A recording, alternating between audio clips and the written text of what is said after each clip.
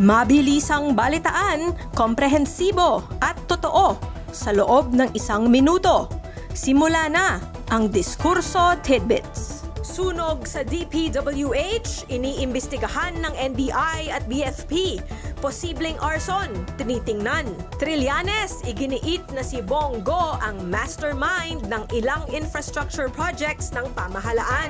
Ombudsman Remulla, nais ipatupad ang 2016 dismissal order laban kay Senator Joel Villanueva.